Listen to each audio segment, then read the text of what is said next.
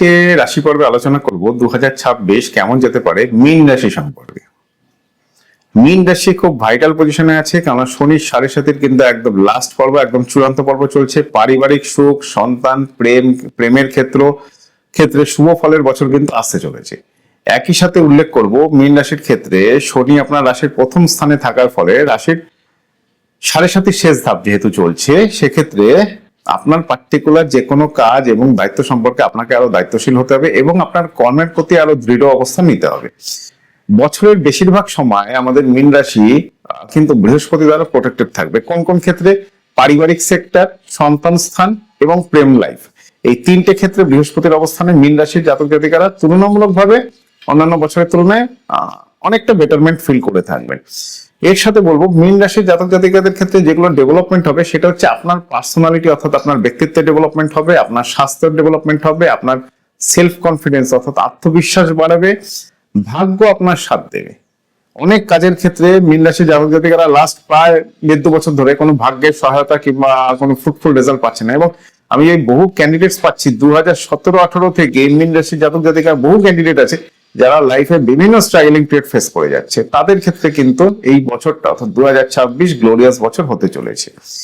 মীন রাশির ক্ষেত্রে উল্লেখ করে দেবো কর্মজীবন এবং ব্যবসার ক্ষেত্রে স্থিতিশীলতা থাকবে। ব্যবসার জায়গায়, ইনভেস্টমেন্টের জায়গায় বুঝে শুনে কিছুটা ইনভেস্টমেন্ট করতে হবে। চাকরি ক্ষেত্রে উন্নতি, প্রমোশনের একটা চান্স রয়েছে।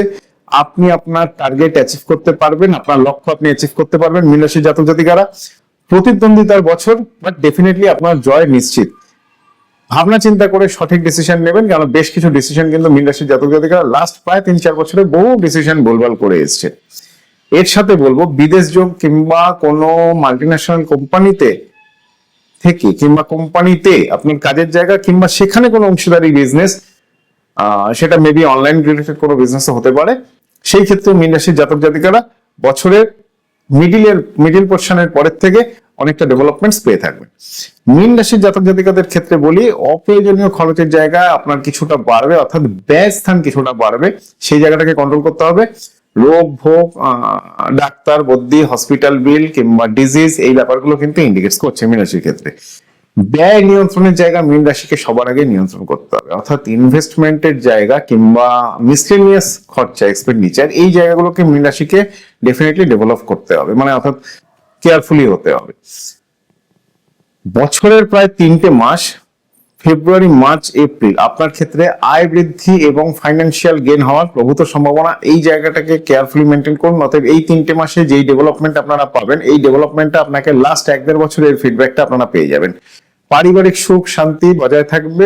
প্রথমার্ধে কিছুটা ডিস্টার্ব যাবে মীন রাশির পারিবারিক সুখ শান্তি সমৃদ্ধির ক্ষেত্রে, অর্থাৎ আত্মীয় স্বজন, রিলেটিভস কিংবা ফ্যামিলির মধ্যে বেশ কিছু ঝামেলা অশান্তি লেগে থাকবে, বাট সেটা প্রথম 3 to 4 মাস।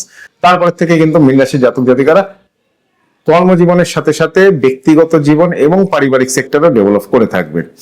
একই সাথে বলি দাম্পত্য ক্ষেত্রে আপনাদের জীবনে কিছুটা প্রভাব পড়বে, অর্থাৎ দাম্পত্য ক্ষেত্র কিংবা প্রণয় ক্ষেত্র কিংবা ভালোবাসার ক্ষেত্র কিছুটা ডিস্টারবেন্স থাকবে, কিন্তু সেই ডিস্টারবেন্সটা ম্যাক্স টু ম্যাক্স 25%।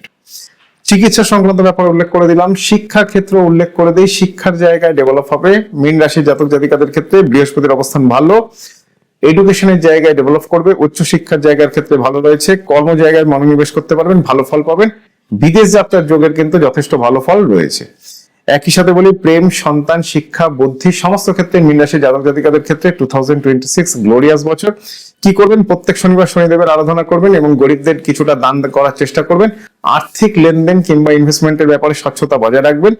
আর প্রত্যেকদিন সূর্যদেবকে জল অর্পণ করার সাথে সাথে কপালে একটা হলুদের টিকা কিংবা হলদির তিলক দেওয়ার চেষ্টা করবেন। খুব ভালো রেসপন্স কিন্তু পেয়ে যাবেন। নমস্কার।